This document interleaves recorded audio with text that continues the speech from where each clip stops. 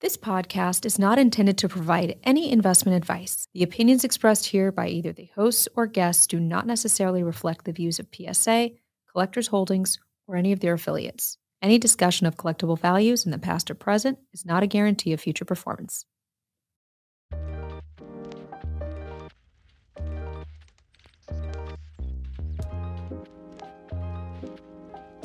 Hello and welcome to The Index. My name is Chris McGill, and I'm here with Ryan Green and Jack Archer. The Index discusses the hobby from the vantage point of price data and market trends provided by Card Ladder. Here's the rundown. First, we overview notable auction prices realized over the last month. Then, we discuss market swings, both by player and by card. Ryan, let's get started. Yeah, let's go. And the first notable auction we're going to talk about this month is the player who just everybody in the hobby right now is buzzing about. I know, Jack, we talk about him in the office. It seems like on a daily basis. It's not just the hobby. My dad cares very little about sports. He's texting me highlights of this guy. He's that electric. He is fully mainstream. He has captured the baseball fan audience in a really, really big way. And outside of that audience, I really wish I had some cards of him. He's Elly De La Cruz. The card we've got up first is the 2022 Bowman Sapphire Chrome Prospects Autographs Red out of 5. Man, they really could shorten these titles a bit. Elly De La Cruz PSA 10. It sold for $40,000.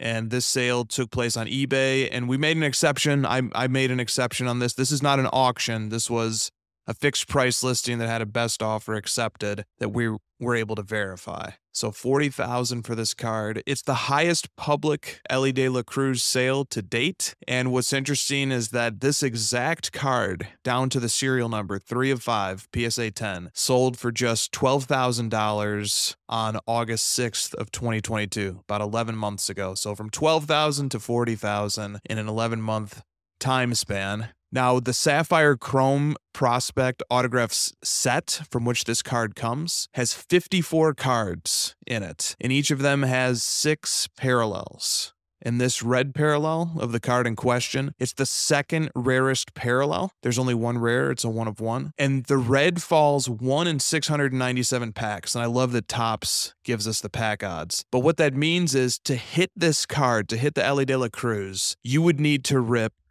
37,638 packs to get to this card. That's about $1 a pack just for the shot to get this $40,000 Elly De La Cruz card if we sort of lined it up that way. So, I mean, I defer heavily to you guys on baseball knowledge, but to Jack's point, he has come into my view as well. I've seen the highlights of the tapping the bat knob and then hitting the home run, or hitting the home run and then tapping the bat knob and then or the cover or whatever it was, and then stealing multiple bases, and just his name's coming up in podcasts that I listen to that have nothing to do with baseball. He surely is transcending a lot of different boundaries right now, guys. You know, the interesting thing about those pack odds too, Sapphire products typically are 8 packs per box at 4 cards a pack. So you divide that by 8. This is a really tough card to hit. But, you know, one thing I love talking about with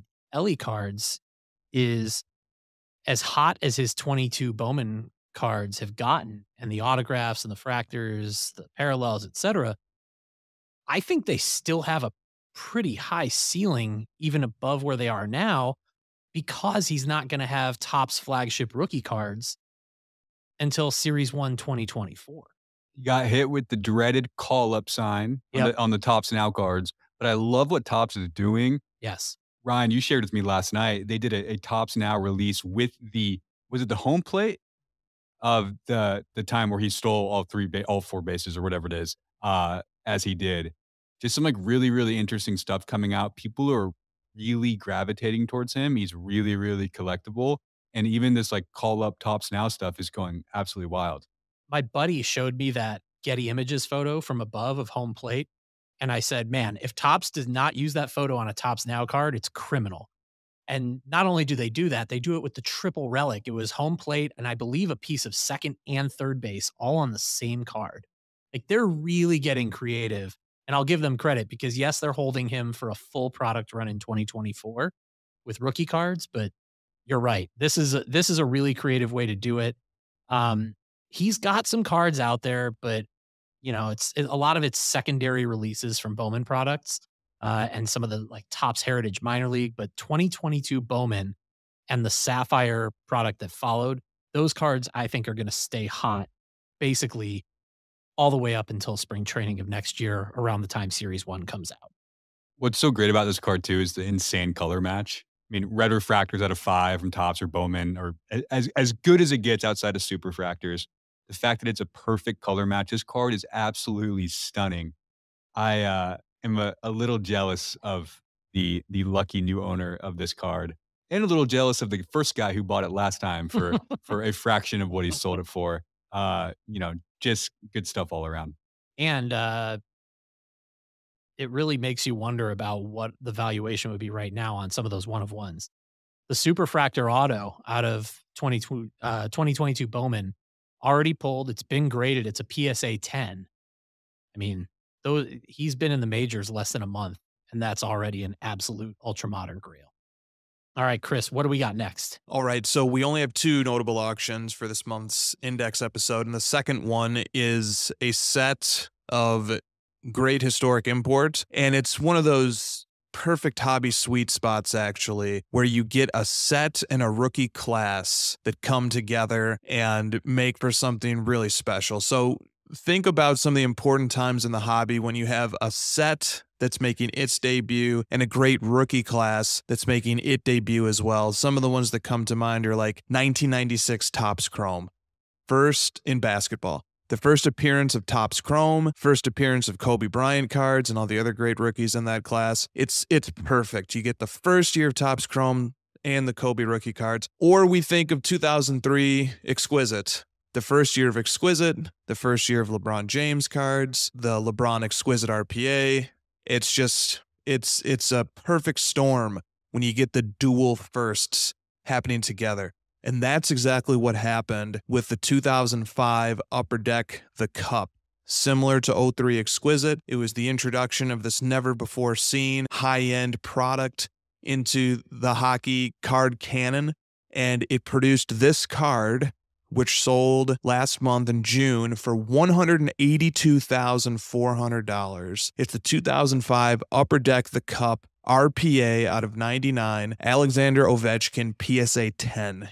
This card is a Pop 1. It's the first and the only public sale of the PSA 10 of this Ovechkin, the Cup RPA. It's the highest public selling Ovechkin card ever. It's the highest sale of a single card from 2005, the Cup, ever. This is a monumental sale for the hockey card category. Now, some interesting tidbits from this set. The RPAs in this set were numbered to 199, except for 3 players. Ovechkin, whose RPA is the card we're discussing now. Also Sidney Crosby, another hockey great.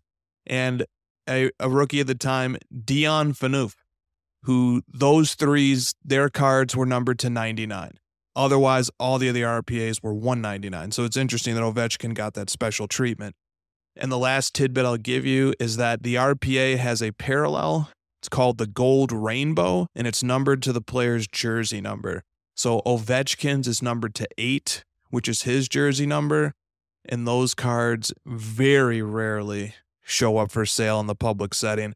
But there are a few sales in Card Ladder sales history that I stumbled into.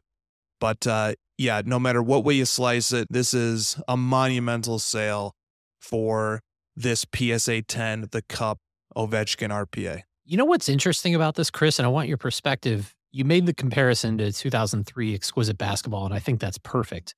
It's interesting that there's only been one public sale of this card, which I think you could probably argue is one of the most important modern hockey cards produced. It seems like the LeBron 2003 Exquisite RPAs transact far more often than some of these grails from 2005, the Cup. Any reason you think that might be? I mean, I could speculate as to a few reasons why. One of the reasons why this one in particular is so scarce is that it's a Pop 1. So there's only one of these out there, this PSA 10. So, but it does surprise me when you see the first instance of a card coming to sale in this grade. I mean, we do have that now. Granted, it's with a far less frequency, but we do see Ovechkin Cup RPAs out of 99 sell from time to time. Even the gold rainbows have sold a few times in lower grades. But this is the first and the only instance of the PSA 10, the Cup Ovechkin RPA coming to market. I think maybe part of it is something to do with hockey collectors. I think hockey collectors are less transactional and more the type to acquire a card and not necessarily be so quick to bring it to market. I think it's maybe a double-edged sword here that hockey cards haven't commanded as much of a premium as something like a LeBron Exquisite RPA. And when a card's prices start getting into that super high price range, like when the LeBron Exquisite RPAs were selling for 7 figures, almost irrespective of grade, something about that sort of calls other copies to market as people who own them are saying, look, I had a nice time owning this card. This is a life-changing amount of money. I'm going to sell this card now. Inevitably, there's some minority of the ownership of copies of those cards that will bring them to sale. Although I say minority because even though it feels like the LeBron Exquisite RPA sells a lot, and it does, maybe about one a month up until recently, the vast majority of them we still never see. So most people decide to keep them even when the prices get exorbitant, but more people, a relatively larger share, decide to start selling when the prices get high. And maybe if Ovechkin RPAs were in the 7-figure range, we'd see more of them coming forth to the market. And maybe even this sale will start bringing more out. What do you guys think about that? Why do you think we don't see as many the Cup RPAs transacting? I really don't know, but I think you nailed something there. I think there is a little bit of a different behavior with hockey collectors. And maybe it's because the volume is and the amount of them in the market for it is so much smaller than basketball collectors. But I will be interested to see moving forward these next couple months to see if this brings any more really big pieces from 2005, the Cup, out of the woodwork. Because I mean, this card's masterful, and the design of it, just everything. I love the metal, like steel blade looking autograph window in the middle of it. And we're going to take a break after talking notable auctions and get into talking about player indexes. But, I think this kind of lends itself to something where this is a guy who's kind of at the tail end of his career, but really has a cemented legacy. It's going to be interesting to see if you have other sales reach these high level price points of him as you get here towards the last couple of years of his career. I just want to put a little perspective on how big of a sale this is. So $182,400. A Patrick Mahomes 2017 National Treasures RPA at a 99 PSA 10 grade sold earlier this year for $156,000. This card sold for more than one of the very best Patrick Mahomes cards you could possibly buy right now. Someone who just won his second Super Bowl, who is one of the most collectible people in NFL history, full stop. This sold for more than that. It sold for more than Joe Burrow's RPA, more than Josh Allen's RPA, more than John Morant RPA. It sold even more for the 2003 Upper Deck Ultimate Collection LeBron James RPA. It's a really, really impressive sale for a category that traditionally doesn't get as much kind of high-end sale love as some of the other big sports in TCG. Yeah, this card's nuts. And I think whoever ended up buying it, I mean, I just see this as a card that's going to be, and I don't like to use this word often, but a really sound investment long-term, because it just, it has all the elements. And Chris, as you mentioned, it has the hobby history behind it. Yes, it does. It's just an amazing card. I love the perspective added there. This is a huge sale. It's one of the most important non-Wayne Gretzky hockey card sales we've ever had. Maybe the most important. All right. Well, as mentioned, we're going to take a quick break. We'll be right back. We're going to talk about some of the biggest rising and falling player and individual card indexes from June 2023. We'll be right back. Hey guys, during the quick break here, I just wanted to drop back in to remind you of our latest grading special to drop here for the month of July. And for this one, we're taking it back to my favorite decade, the 1980s. Yes, when iconic cards such as the 1986 Fleer Michael Jordan, the 86 Topps Jerry Rice, and of course, the 89 Ken Griffey Jr. Upper Deck Star Rookie put the hobby into overdrive for so many of us. Bust out the original Air Jordan shoe boxes and those binders filled with childhood treasures, because we are offering $15 a card grading to our Collectors Club members throughout July for any sports card from the years 1980 to 1989, with a max declared value of $199 per card. So many icons, so many fashion statements captured on cardboard, and just so much nostalgia. Grade, authenticate, encapsulate, and preserve those 80s favorites by heading to psacard.com and getting started now in our online submission center. And make sure to bookmark psacard.com/specials, which is where all of our grading specials details can be found while they're live and available. If you're not yet a Collectors Club member, visit psacard.com/join to become one today for just $99 per year. Membership includes access to grading specials year-round, a 12-month subscription to PSA Magazine, $120 in credit to rip some wax on loop, and much more. Now, let's get back to the index. All right, we're back, and we're going to be talking rising and falling player indexes from Card Ladder here to start. Looking back on June 2023. Chris, where we want to start? Yeah, June was an eventful month, especially in the NBA. And one of the players who captured the most headlines was Bradley Beal, who finally has departed the Washington Wizards, the dungeon of the NBA, and is now immediately joining a team that's an immediate contender, is what I should say. He's joining a team that I believe has the best or the second best title odds right now. And so, his entire NBA trajectory has suddenly been flipped on top of its head. And so Beal's cards in his Card Ladder index over the last month his index is up 42%. We look at the last month as a nice round time frame, but really the entirety of that shift happened in between June 17th and June 18th, which was when the news was breaking that he was going to be joining the Suns. That's when, his cards increased. That pretty much that full 42% happened overnight. Beal, his trajectory has been pretty it's been quite a ride. So Beal was one of the players who during the pandemic era boom, let's call it, especially during early 2021, his cards were absolutely on fire. His Prism Silver PSA 10 from his rookie year sold for $10,000 in April of 2021. Today, that's about a $1,000 card, but a month ago, it was a $500 card.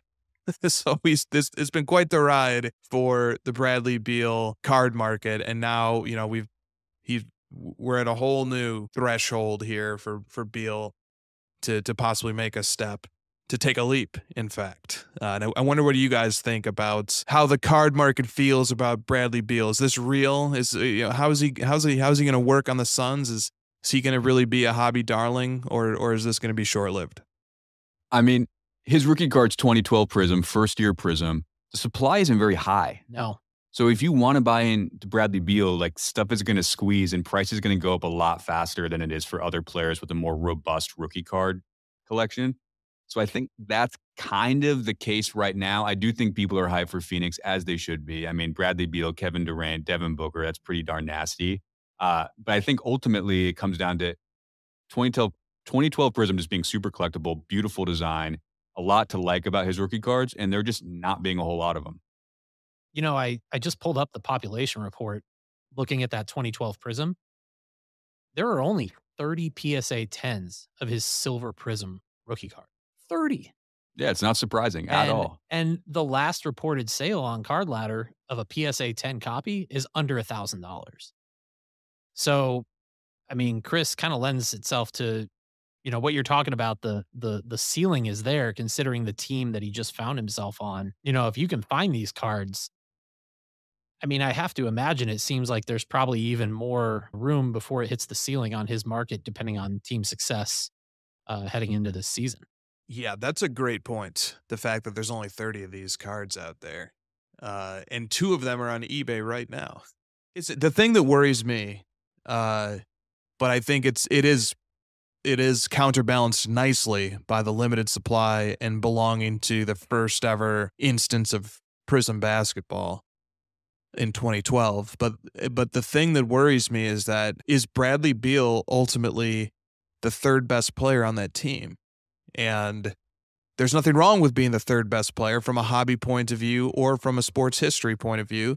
Dennis Rodman is a great example of a third best player who's absolutely loved. In Klay Thompson, that's another great one. So it needn't necessitate a gloomy forecast just because there might be 2 guys who are a little bit better. But I do worry about it.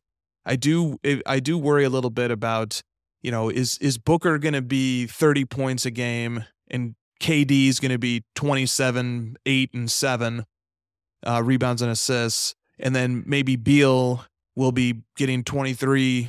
Maybe he becomes kind of like the Kevin Love of this team, where Kevin Love had this great statistical performance in the early part of his career, but then when he transitioned to the championship team, things sort of took a step back and he sort of fell out of the spotlight a little bit. So it can go either way. Maybe Bradley Beal just erupts and becomes, and becomes the league's leading scorer. We know he's capable of being the league's leading scorer. He's been right there on the doorstep of it several times in his career. It's just there's a lot of uncertainty, and I can see it going either way for Beal in the hobby and for his sports legacy. I can totally see like the Bradley Beal game in the playoffs already. And I'd much rather, as a collector, own cards of someone who is a huge piece of a winning team that has a lot of potential in the NBA than someone who's scoring a bunch of empty buckets in Washington, just kind of spinning out in the middle of nowhere. I kind of like this Bradley Beal card specifically. I like it at this price point. I'm into this, and it makes sense to see the index pointing upwards. Did you also go to eBay to look up the 2 that Chris mentioned while we're recording? Because I did. No. Okay. I'm a Devin Booker guy. I'm a loyalist to my man Devin Booker. That's how I am able to root for the Suns as I do. I'm not a Suns fan. I'm a Devin Booker fan. Thus, I root for the team. So that's how I get my Phoenix fix. But I am very bullish on them as a team. I think not enough people are talking about them, considering that KD and the team didn't really have any time to mesh or gel going into the playoffs. They ran into Denver. They performed better against Denver than every other team. I think people are sleeping on them a little bit going into this upcoming season. Well, time's going to tell with the Suns going into next season. A career that just came to an end, and the book is written, is represented with the falling player index that stood out from June 2023. Who do we got, Chris? Yes, exactly right. So AJ Green announced his retirement earlier this year. In fact, it was February 6th of this year that he announced his retirement. And his card letter index, which it should be noted, consists of only a handful of base and refractor cards from Topps Chrome. So not necessarily indicative of every AJ Green card. But that index is down 75% since the announcement of his retirement, and it's down 43% over the last month.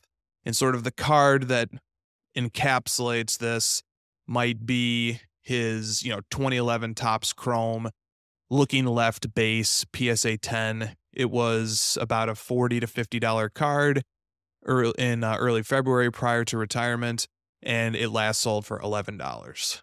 So it's a pop 90. It's not like there's a ton of them floating around, but it's something that is perhaps a cautionary tale. A 7-time Pro Bowler, 2-time second-team All-Pro, regarded whether for fantasy purposes or just general NFL purposes as one of the league's better players for the better part of a decade. And even still, there seems to be a correlation here. And in fact, I'm even going to presume there's some level of causation here between his announcement of his retirement and a precipitous drop off in the value of these cards that are in his card letter index. Now, with that said, I'm not sure that this holds for good. I'm not sure that, for example, the 2011 Topps Chrome base rookie PSA 10, I'm not sure that that's always going to be an $11 card. But what I do know is that there seems to have been, at least for the short term, a number of people who otherwise would have been interested in his cards, forming up the demand for his cards, that the demand is pulled back, that either the number of people interested has fallen off for the time being, or they're not willing to pay nearly as much now that there's no more chapters left to be written in his career. So I'm kind of extrapolating here and saying maybe this is a cautionary tale for players who retire, that, this can happen even with, respected players. But I wonder what you guys think. Is there anything to learn here? Is this a one-off? What do you guys think? I mean, AJ Green is just such a big name.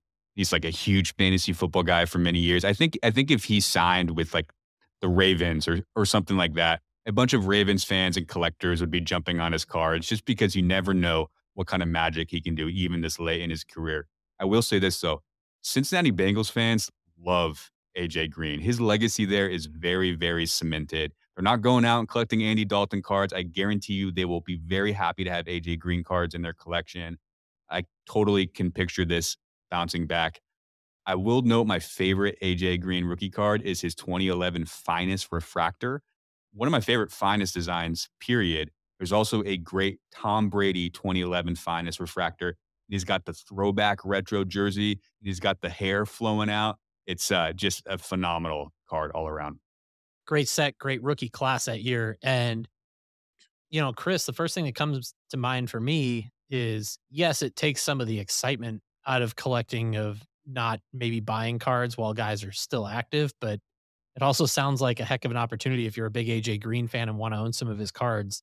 You wait until a guy like that kind of gets into that gray area of, had a great career, probably maybe a Hall of Famer, never really, won anything, was in the playoffs, but never won a Super Bowl. This is almost like the perfect time to bolster your AJ Green collection, or insert player name here who has a similar Hall of Very Good type of career. The timing there, if you're a big Bengals fan and AJ Green fan, giving you a little bit of insight as when is the right time to buy on some of these guys. Yeah, I agree with that. And there's something to think about here. One of the players I collect is Le'Veon Bell, and his market was never scorching hot, but it is quite fun and relaxing, or refreshing to be in the market for his cards and to be able to get them for very reasonable prices. Le'Veon Bell was voted by his fellow players as one of the 5 best players in the NFL prior to his lockout season. So, he had a really nice run as one of the best football players in the world for a period of time. But his cards can be had for extremely reasonable prices. That's a really refreshing, fun take on AJ Brown, is that this, for those who were patient, or for those who weren't patient but just want to get their hands on more AJ Brown cards, might be a great time and a great window of opportunity to do that. So I like that take. All right, let's go into rising and falling individual cards from June 2023. And for both rising and falling, we're going to be talking about the same team in an interesting way here. Chris, where do we start? Yeah, we have to compare and contrast these two players, as their hobby arrows are pointing in opposite directions, at least for the time being. And I don't think it's going to take too much of a stretch for the audience to figure out who the second player is once they hear who the first one is. The first one is Shohei Ohtani. His 2018 Bowman Chrome batting variation, PSA 10, is up 98% in 1 month. And let me tell you, as somebody who looks at sales as they come in every night, and I just see the onslaught of these cards selling and ticking up night after night, it's quite the spectacle to behold. So this card last sold in the $1,200 range on July 9th, and I'm going to a range here rather than a specific price because multiple copies sell per day. Sometimes dozens sell per day. The population of this card is 3,097. And just looking back a month ago, this card was selling in the $600 range. So from $600 roughly to $1,200 over a month certainly speaks to and captures how Shohei Ohtani has captured the imagination of the public and baseball fans in the MLB.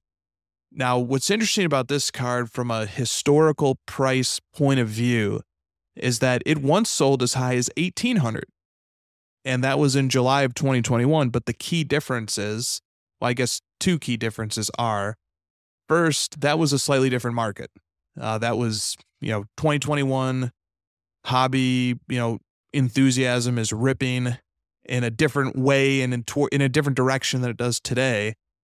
But also the population of this card was only 1,000 then. So one of the features on Card Ladder, if you click on the population icon, is that you can see from the date that we started tracking population growth what the population was at a given point in time. And so I'm able to see that the population was 1,000 in July of 2021 when this card was selling for $1,800. The card sells for $1,200 today, but the population is over 3,000. So from a market cap point of view, the market cap is much larger today than it was 2 years ago.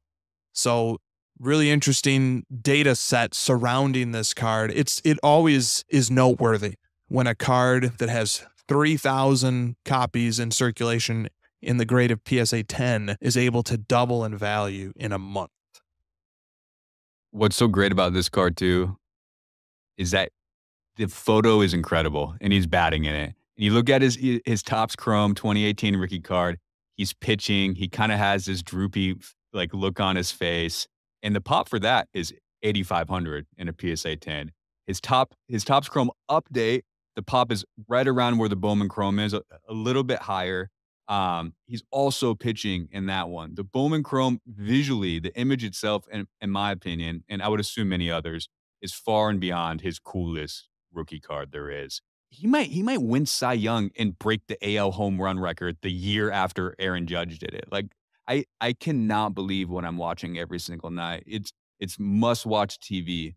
I truly don't think there's a single active athlete right now, maybe short of LeBron, who is more collectible than Ohtani. It's incredible. We went to the game a couple weeks ago where he hit 2 home runs and struck out 10 the same night. And I said to you the next day, I said, I went home that night and I was legitimately sad I had no Shohei Ohtani cards to take out and look at in my collection because I just, for whatever reason, have not acquired any. I don't know why. I have no excuses. We're going to be bouncing our grandkids on our knee and say, yeah, we worked in the collectibles industry. Actually, we worked at PSA. We did this. I started Card Ladder and Chris's sake. And they're going to be sick. Okay, can I see all your Shohei Ohtani cards then? Right? The era matches up. And we're going to say, no, I had these nice Nolan Arenado cards though. And they're going to be like, what were you doing? What are you thinking? We just have to fix this. We have to get into some Ohtani cards. Maybe not this one specifically, but we have to find some good Ohtani cards, add to the collection. Maybe not this one specifically, and maybe not right now, because you do kind of got to take some things into consideration. But these are really healthy sales, and I mean, his market seems like it. Barring injury, it's going to stay afloat for a while, especially with the buzz entering free agency. He's only 29 years old. There's some fun days ahead. He's going to look great in Dodgers blue, in my opinion. Now, on the flip side, we got to talk about his teammate, Mike Trout. Some interesting movement on one of his key rookie cards. The falling card of this month, down 16%, is the 2011 Bowman Chrome Mike Trout PSA 10, last sold for $1,170 on June 25th of 2023. And I'm able to give a precise price on this card because its population is much less. It's only 500. So it doesn't sell nearly as frequently. This is the lowest price that this Trout rookie has been at since February of 2020. And from a timeline point of view, the stay-at-home orders, the beginning of the pandemic's impact on the sports card market didn't happen until March of 2020. So Trout has returned, at least this card, to a pre-pandemic price. Now, granted, as those of us who were collecting then probably remember, the market was already on its way up during that time. So this isn't like Trout's card returning to the 2018 price or something. This was still a strong period for the sports card market, even pre-pandemic. Nonetheless, it's noteworthy that this card hasn't been this low in 3.5 years. And it's sort of the flip side of the Ohtani coin is that Trout, if you do the Bill James black ink test, where you go to a player's baseball index page and you look at their batting statistics and you see how many are bolded or how many are in quote unquote black ink, where bold or black ink means league leader. Trout, his page is full of black ink. One of the indicators that James uses to suggest, that this is a special player. And Trout undeniably is using the black ink test. And yet, here we are, Trout now in it's probably not too controversial to say, at least for the time being, he's been supplanted by his teammate as the best player and the most exciting player to watch. And here we are with his cards, not faring so well market-wise. So 2 sides of the coin here, the excitement and the enthusiasm for the historic run that Ohtani is on. But then the flip side is, here's a great player who's not that old and who has accomplished a lot. And when the enthusiasm's gone, the card market tends to follow suit. Here's what I think this is. I think this is the market deciding that the Bowman Chrome Ohtani is the Ohtani rookie card to own. On the flip side, the market for a very long time has concluded that the 2011 Topps update is the Mike Trout card you want to own, not the Bowman Chrome, not the Bowman Chrome draft, not the Bowman Sterling, not the Topps finest, but the Topps update.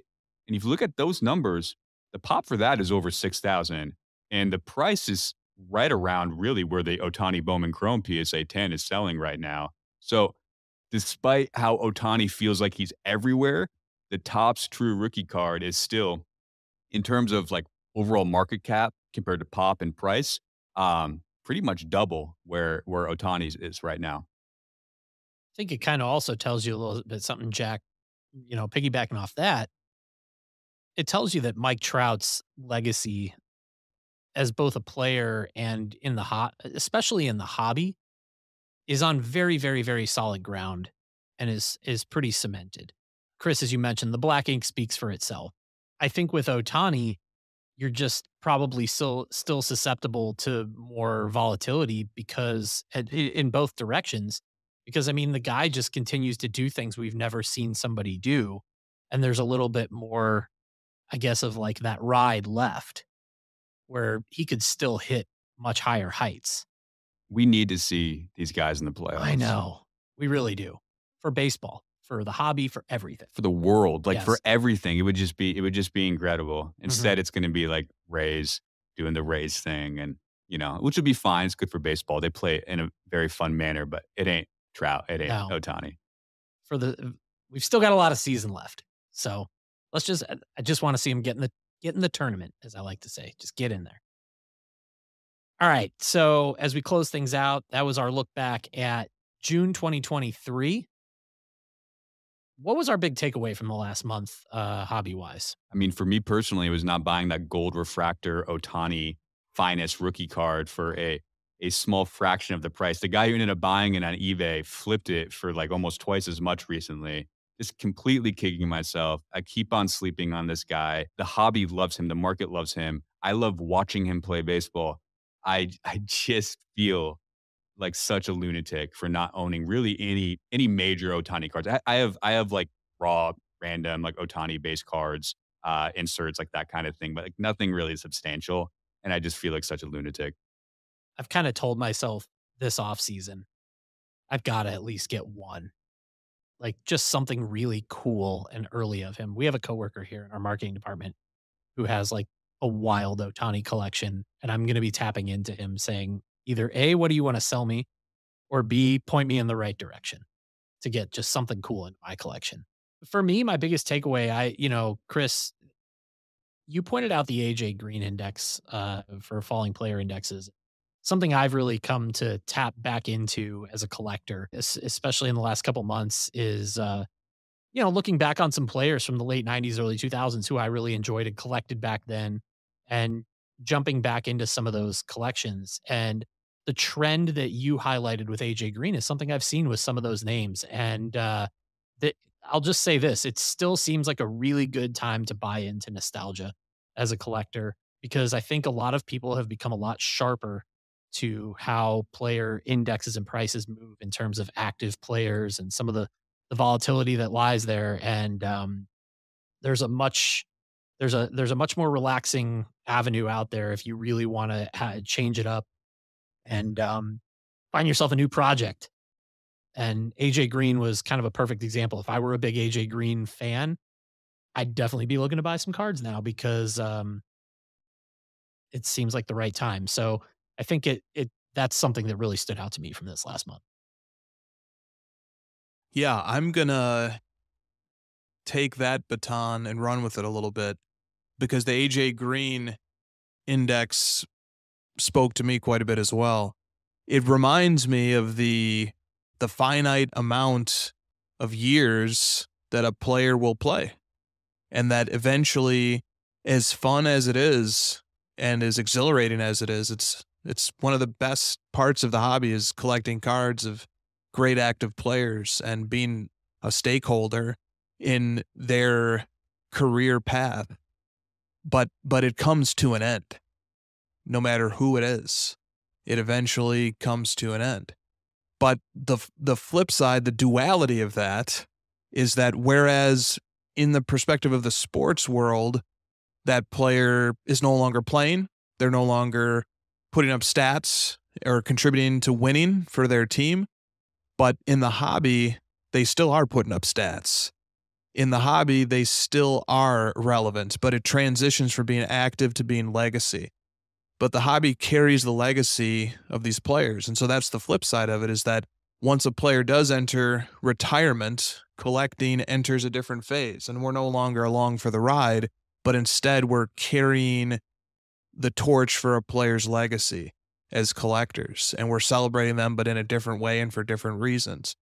And so I'm struck by that. And I'm struck by the different players and the different portions of their careers that we've looked at today, whether it's Elly De La Cruz, who's, right at the beginning, just getting out of the gates in terms of starting up his career and all the potentially amazing things that could happen, all the way to Ovechkin, who's in the twilight of his career, but is knocking on the door of some very important achievements. And he sort of is in that category of player who has chiseled his face into the Mount Rushmore of great hockey hobby players to collect. And sort of he transcends that divide between active versus retired. It really doesn't matter, I don't think, when you get to a player of that level. They're going to be celebrated in the same fashion by collectors. And then, you get the Mike Trout, who's in an ambiguous portion of his career, versus an AJ Green, who just retired, versus a Bradley Beal, who's got this second life, this new chapter, this new opportunity. There's so many different places temporally that players can be at and that collectors join them when we collect them. It just strikes me. I don't have anything more to add to that, but it's there. And it's an interesting thing to think about how the hobby relates to players as they progress through their careers and then enter retirement. Well said. And perfectly timed to give collectors out there listening a little bit of a primer, especially at a hot time of the year for the hobby, as many who listen, I assume, will be at the National in Chicago later this month. And speaking of which, we're going to be back here next week on the PSA Pod with new hit draft, the National theme. I think you guys are really going to like it. This has been The Index, focusing on June 2023. For Chris McGill, Jack Archer, I'm Ryan Green. Thanks for tuning in. We'll be back with more next week here on the PSA Pod.